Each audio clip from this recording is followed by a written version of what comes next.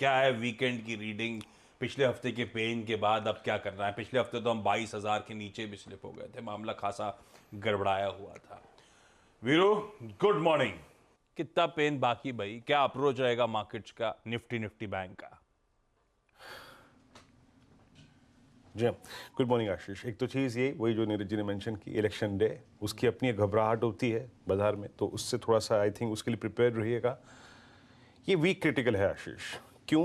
क्योंकि जो शुक्रवार का और गुरुवार का लो है वो हमें किसी भी सर्कमस्टेंसेस में डिफेंड करना होगा, अदरवाइज वीकली चार्ट्स भी आपके खराब हो जाएंगे। देखिए, पहली चीज़ तो आशीष ये, सबसे शुरू में जब आप इंडिया विक्स जिसका आपने जिक्र किया था, मैं शायद ये चार्ट आपको 8 बजे ज़्यादा एक्सप्लेन करके बताऊंगा, बट इंडिया विक्स में ये जो ब्रेकआउट आया और 1640 की ट्रेजेक्ट्री के ऊपर का इंडिया विक्स मिड ऑफ 22, यानी जब रशिया यूक्रेन वार का जोन था, उसके बाद पहली बार इंडिया विक्स इस ट्रेजेक्ट्री में आया है और वेल सेटल है और 200 वीक एक्सपोनेंशियल मूविंग एवरेज के ऊपर सेटल हो गया।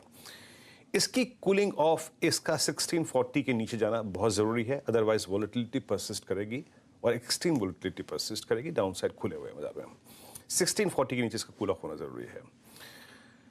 अब आते हैं, मैं आपको एक चार्ट दिखाता हूं, उसके बाद इंस्टीट्यूशनल अप्रोच पे आऊंगा। आशीष, मैं क्यों बार बार कह रहा हूं ये वीक क्रिटिकल है।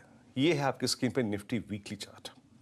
ये जो ब्लू लाइन है ये है that's 220 week exponential moving average, और इसको हमने जब रीगेन किया था नवंबर 2022 में, 23 में माफ कीजिएगा, फर्स्ट वीक में, तब से लेकर मल्टीपल टाइम स्ट्राइक किया, लेकिन अभी तक वो वायलेट नहीं हुई है। बट पिछले टच, मतलब पिछले स्पर्श जब था, आई मीन 20 वेमा का, या फिर उससे पिछला जब था, विक्स इतना वाइल्ड नहीं था। तो इस बार इस कैंडल में, इसके लो में और 20 वेमा के आसपास जब हम प्राइस है, सर्कमस्टेंसेस और इवेंट्स थोड़े से डिफरेंट है, याद रखिएगा। बट लेवल लेवल है, चाहे कुछ भी हो, लेवल लेवल है। दैट मीन्स शुक्रवार का और गुरुवार का लो हमारे लिए ब्रेक और मेक और ब्रेक लेवल है, जो हमें किसी भी हाल में होल्ड करना पड़ेगा, अदरवाइज सीरियस ब्रेकडाउन होंगे चार्ट्स पे। अब आते हैं शुक्रवार के डेटा पे और आई थिंक उसके बाद आज के अप्रोच पे। शुक्रवार को जैसे कि मैंने कहा था आपसे कि अ स्विंग टुवर्ड्स 22,130 लुक्स पॉसिबल। क्यों? वो एक ऐसा कंफर्टेबल जोन है, वहां तक हम मिल जाएंगे, लेकिन हम वहां उसके ऊपर टिकेंगे नहीं। जो स्टेबिलिटी थोड़ी बहुत आई, उसके कारण ये था कि डीआईएस की जो का फ्लो था वो एफआईएस के, अगर आप देखें, एग्जिट से ज़्यादा स्ट्रॉन्ग था, तो उसने एक आई थिंक स्टेबिलिटी दी हमको। रिलायंस ने क्लोजिंग में काम कर दिया और एक जो डिफरेंशियल था निफ्टी बैंक के बीच में, वो काम कर गया और निफ्टी टिक गया 22,000 के ऊपर। स्टैट्स क्या कहते हैं? निफ्टी की जरा कॉल्स के और पुट्स के स्टैट्स दिखाइएगा। 22,000 पे, 22,100 पे, 22,200 पे, 22,300 पे, यहाँ पे अभी भी आशीष काफ़ी स्ट्रॉन्ग कॉल राइटर्स परसिस्ट करते हैं। स्पेशली 22,200 पे, 22,300 पे एक बहुत स्ट्रॉन्ग कॉल राइटर्स का जोन अभी भी बना हुआ है। और एक और चीज़, नीचे 22,000 के पुट 45 लाख का एक साइजेबल, और इन सभी स्ट्राइक्स में से सबसे बड़ा ओआई भी होल्ड करती है। ये भी इंपॉर्टेंट है।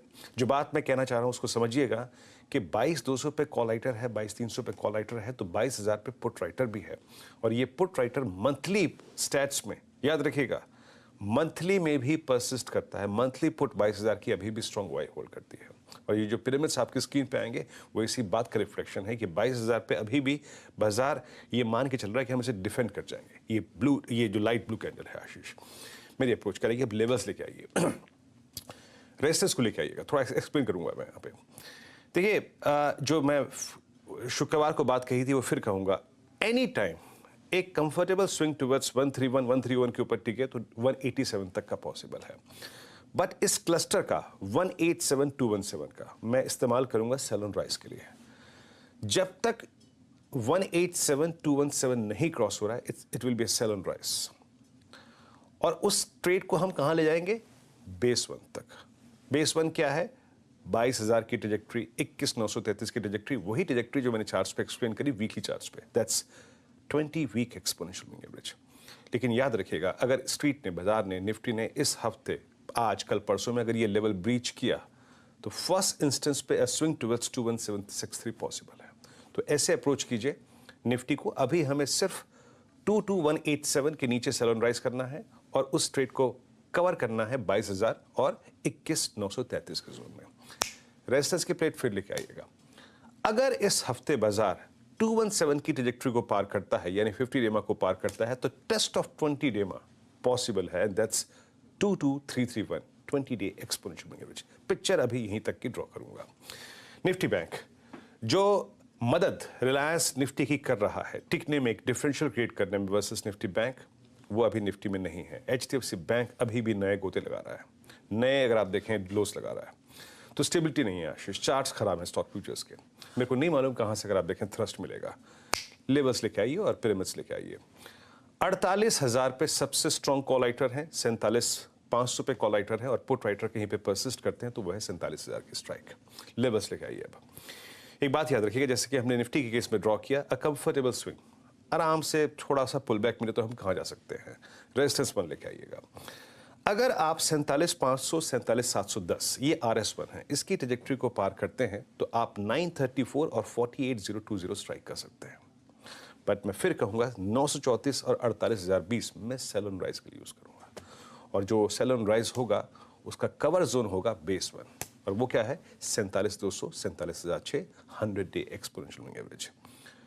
और अगर 48,020 कटता है जो कि रेजिस्टेंस 1 की प्लेट में मेंशन है, तो हम एक 48,148 और 48,340 का जोन स्ट्राइक कर सकते हैं आशीष। बहुत बढ़िया, ये है निफ्टी बैंक का आज का अप्रोच।